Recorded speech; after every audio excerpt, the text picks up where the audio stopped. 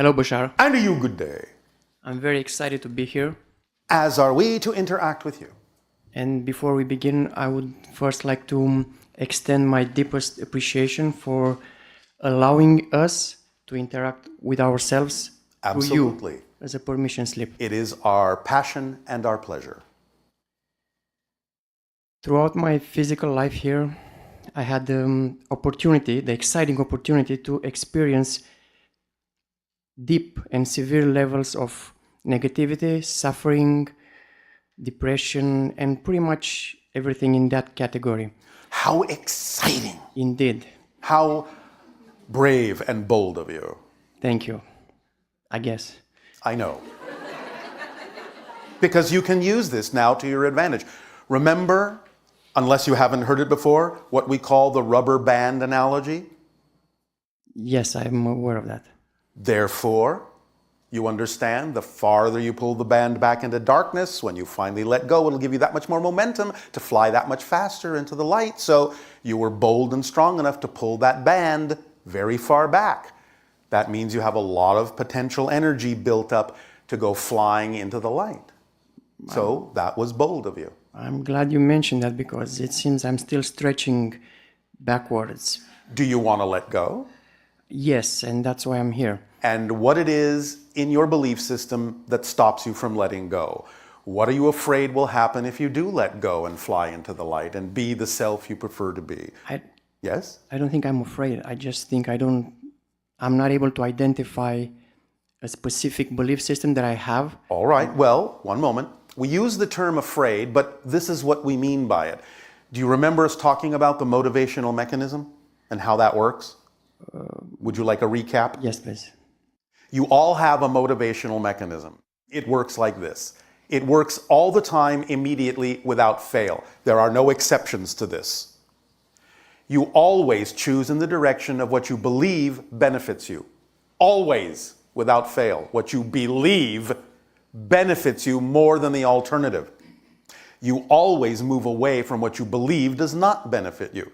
So, what that tells you, if you understand that mechanism and how it works, is that if you are not letting go and moving in the direction you would prefer to, that can only mean you have a belief attached to staying where you are that makes staying where you are appear more beneficial than where it is you prefer to go. You need to find out what that belief is. And that usually translates as if you do let go, you're afraid that something will happen that you don't prefer to have happen. That's what we mean by being afraid. You are projecting, or the negative belief is convincing you that if you do let go and become who you prefer to be, that something worse and less beneficial will happen than simply remaining where you are. Does that make sense as a mechanism to you? It does make sense, yes. So you need to figure out what the belief could possibly be that would make staying where you are more beneficial or seem to be more beneficial than where it is you prefer to be. Do you have any clue as to what that might be? Well, I have sharing, if I may, Yes. with an experience like that. Yes. So I went back and I analyzed most of my negative experiences that I had, and I realized that most of the times, if not always, they were self-inflicted. All right, and? Because? And then I went and I asked, why is that? And then I found the reason. And that was? The main reason for me is that I find myself attracted and passionate about the idea of falling in love with the wrong person 99% of the time. Because? Well, I don't know. That's because what you don't deserve anything better? Yeah, I think so. So this is an issue of self-worth. Well, if you ask me now, I feel like I deserve, but then I think it's something more deep inside that. I know that you empirically know you do, but if you believe that you are not worthy of it, that is going to take precedence. That's exactly what I just described as the motivational mechanism. If the belief that you're unworthy is stronger than the belief that you deserve it, you will deprive yourself of what you deserve because that belief is stronger. How do I shift the belief? Well, find out why that belief would be stronger. Why does it seem safer, I'll use that term, to deny yourself what you deserve? Are you concerned that if you allow yourself to attract what you deserve, that something will go wrong with that? Or it won't be what you thought it would be? Maybe. Maybe. All right. Well, you have to be honest within yourself about these things. So, if you did allow yourself to attract what you deserve, what you know you do deserve, just by your existence, what do you imagine might go wrong? I think it would be maybe too much of positive Too energy. much positive energy. Yeah, probably. What would too much positive energy do to you? I'm not sure. I haven't experienced it yet. Yet you have an idea that it is something to avoid. So whether you have experienced it or not, you obviously have a belief about it that isn't benefiting you and prevents you from moving toward it. So what do you imagine too much positive energy might do? Blow the top of your head off or something? Something like that, yeah. So you're saying you can't handle that much positive energy? I'm sure I can, Are you? at least empirically, as you said. Well, but do you know it in your bones as true? Or is it just an intellectual concept for you? It's just a concept. Why isn't it in your bones? Why don't you know it to be true that you can handle it? I'll give you a hint, unless you can figure it out. Please, go ahead. All right. You have to look to your definitions of what it means to have positive energy, because you are creating a definition wherein having positive energy could possibly have something go against the positive energy, and that's not a definition of positive energy. You have a different definition. So you have to clarify and clean up your definition of what it is that's capable of happening when you create a positive state of being. Many people on your planet say exactly what you're saying. I would create a positive state of being, but I'm afraid that if I do, something negative will happen. That's not a definition of a positive state of being. Nothing negative can happen in a positive state of being. Even if it looks like it's negative, even if somebody else defines it as negative, you will know that by staying in a positive state of being, you can only extract a beneficial and positive effect from it, no matter how it was created, no matter how it looks, no matter what anyone tells you about it. You know that by staying in a positive state of being, you cannot be affected negatively.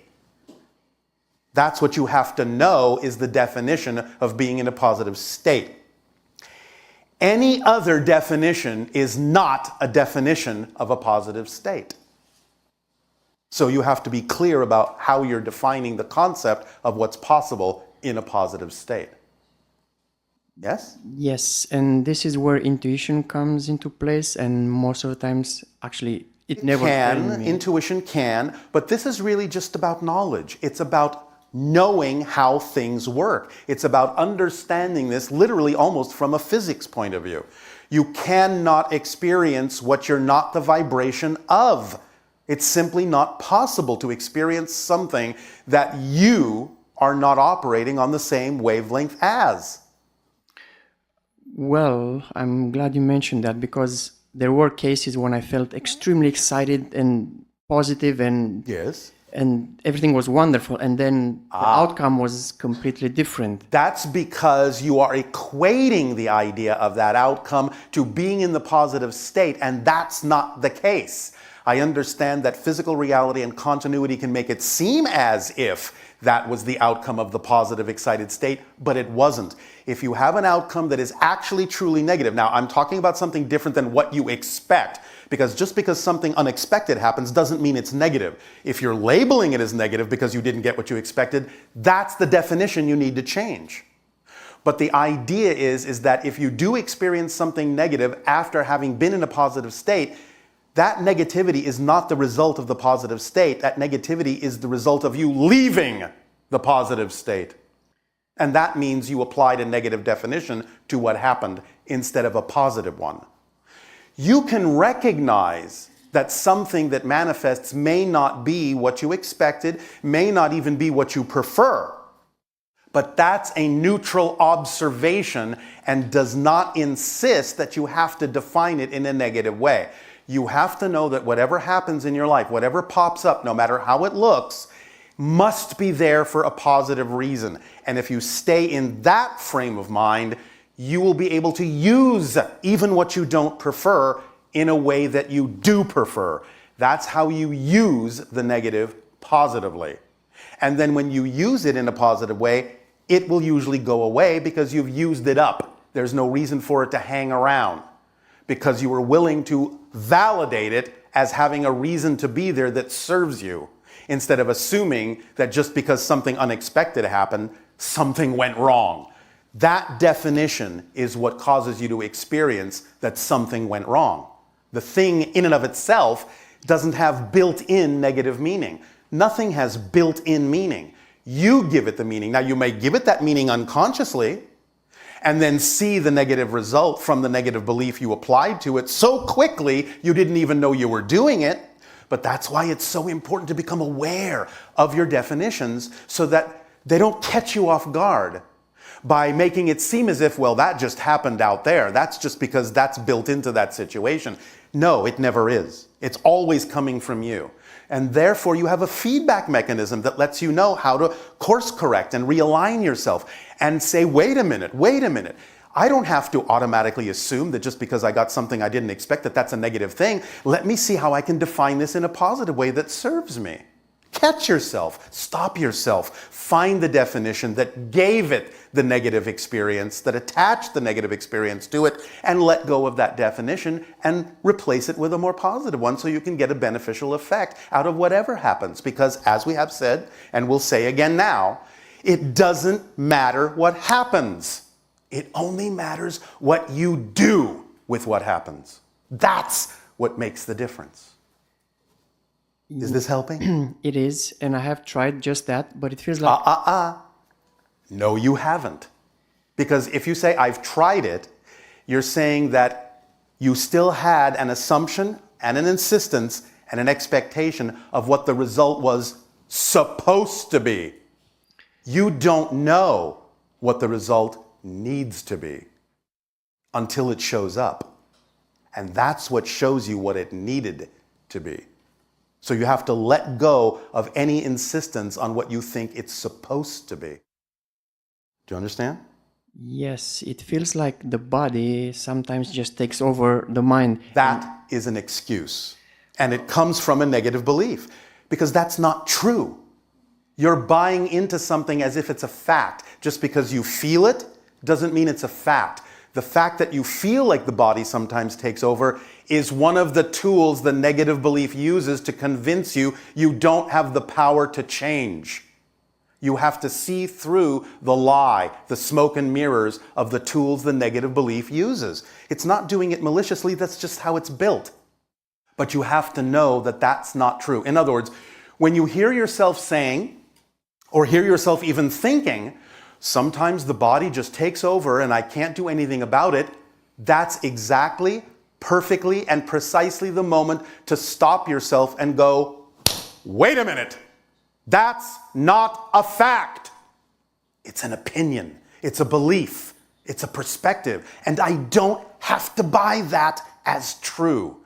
But negative beliefs will make themselves appear to be facts, appear to be true. You have to catch them in the moment and say, tricky little belief. I heard that coming out of my mouth, I heard that going through my head, and I almost fell for that, but I caught myself. So thank you for allowing me the practice to have more discernment over what really is and isn't a fact. Is this helping? A lot. All right. Another layer of this Yes. experience is the fact that I've Is not... the fact that? Well, it's the Is the belief that? belief. Well, It's a fact that you can have a belief, if that's what you're saying. okay. It's a belief that during my experience here, there seems to be a particular female template that helps me experience this negative cycle that we just talked about. And All right. But if it helps you experience that, it must be doing it for a positive reason, yes? But why that specific physical template? The eyes, You the hair, must everything. need that template to teach you something about yourself. I learned that I'm tired of this. Maybe that's the lesson. I was tired a long time ago. Obviously not tired enough. Yeah, I'm When you are old. really sick and tired of being sick and tired, you will stop choosing to be sick and tired. Obviously, if it keeps happening, you're not tired enough. So keep doing it until you're really tired enough of it. Then you'll let it go. You'll realize that you don't need to keep doing it. Because you can only be doing it because you believe it serves you. Remember motivational mechanism? Yes. You can only experience what you believe serves you. So you must not be tired enough of it yet to let it go. And that's okay. So there's no other reason that there will be that specific repetitive physical template. It's just an excuse, a permission slip for me to feel miserable. Yep. And it's working great. Is there a way I can slow down my aging process? There was somebody who By living in the moment. And you know how you live in the moment? You follow your passion to the best you can with no insistence or assumption as to what the outcome is supposed to be. That's how you accelerate your vibration, and by contrast, accelerating your vibration allows you to slow down and live in the moment. And that's how you become ageless. slowing down the molecular level of the aging process through Be meditation. living in the moment. Because you know how when you're acting on your passion, it seems like time passes in a flash? Yes. You've had that experience? Yes.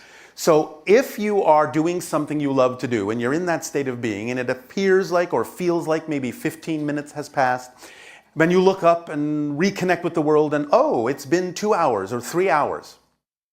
What you feel was the time that passed, the 15 minutes, is all you've actually aged.